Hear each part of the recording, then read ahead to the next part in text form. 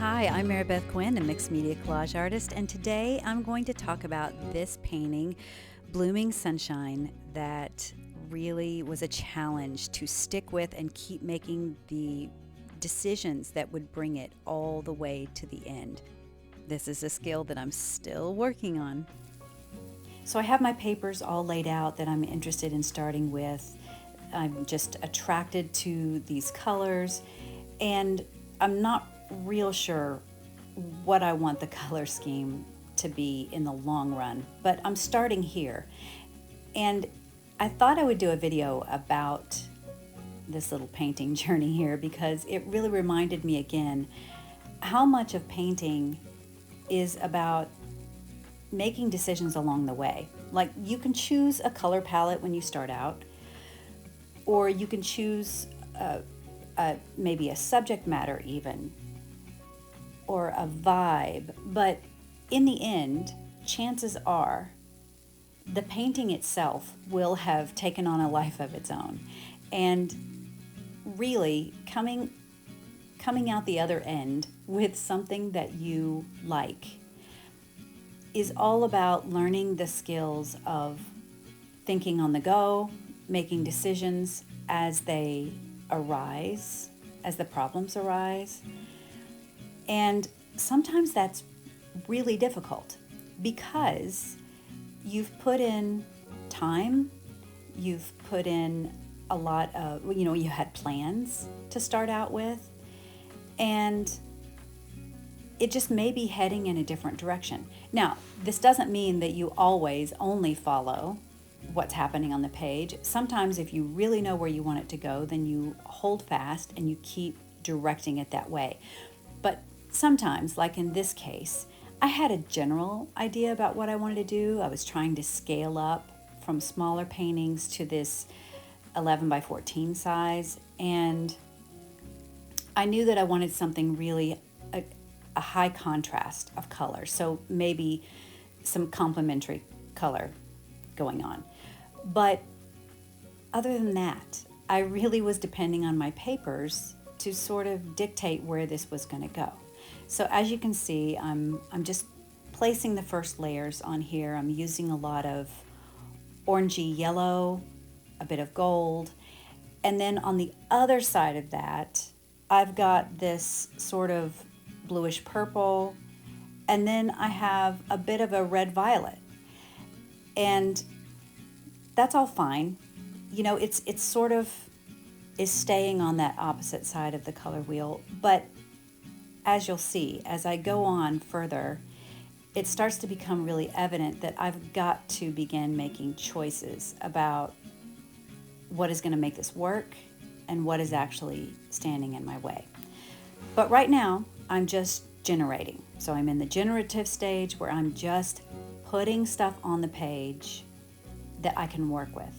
Now I've pulled out a piece of rice paper that has a watercolor figure, botanical figure on it, and I've decided I want to use this. It's in the color family of what I've been, working with so far, and I want something big and eye-catching. So I'm going to see if this is it. I'm going to see if this works.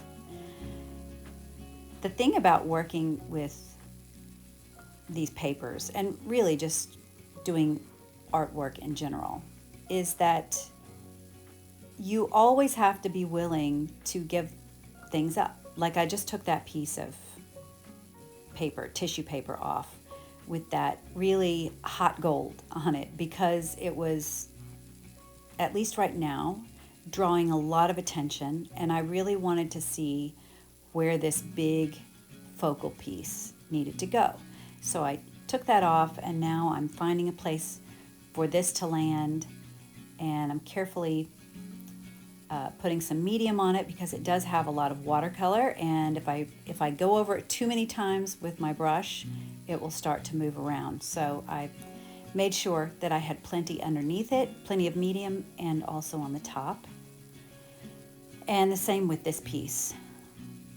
So I'm just really looking for these eye-catching focal points where do they need to land on the page for there to be some harmony and some movement. And right now, it just looks like a busy mess because I'm generating. I'm generating what the elements of the painting. At some point, I'm going to begin pulling some things back and bringing some things forward. But right now, it's a lot. So it's kind of hard to see your way through this part of a painting. It's not attractive. It's not harmonious or cohesive.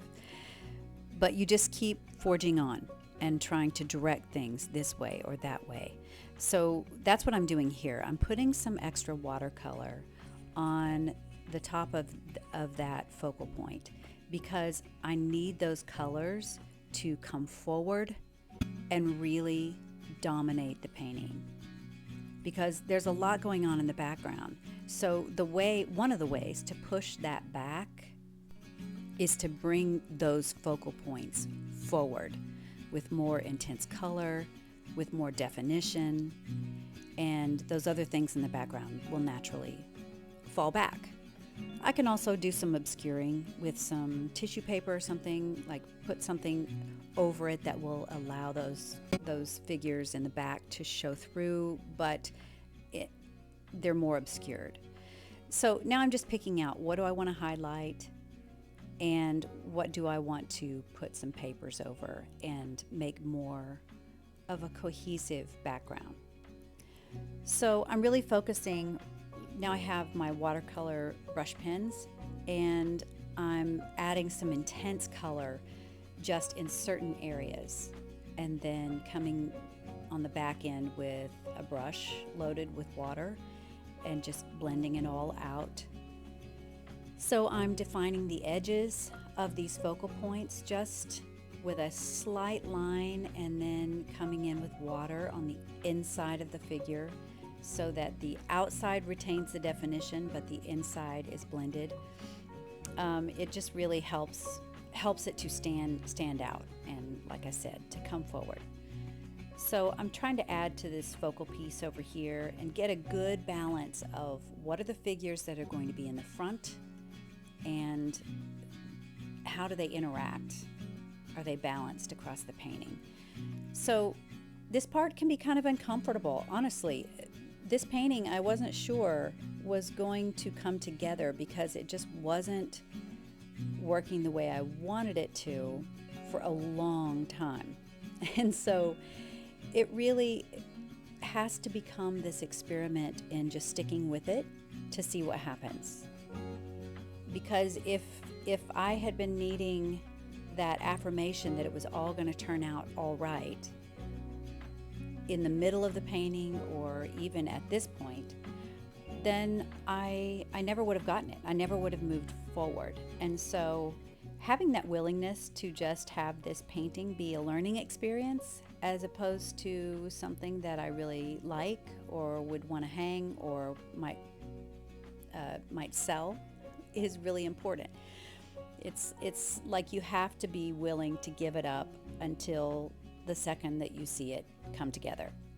So here it is, all mocked up, and I was very happy with it in the end, and sticking with it through all of the rest of it was really what was required. So if you want to learn more about this layered botanical process, please come and join me in my class, Mixed Media Collage and the Layered Botanical. It is really a fun class. Working with semi-transparent papers has taught me so much, and it continues to teach me.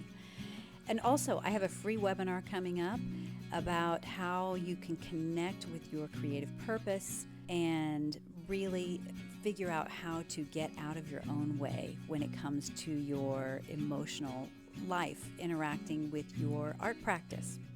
So I would love to see you there. I have information on both of those things in the description. I'd love for you to join me. And as always, thank you for spending your time with me.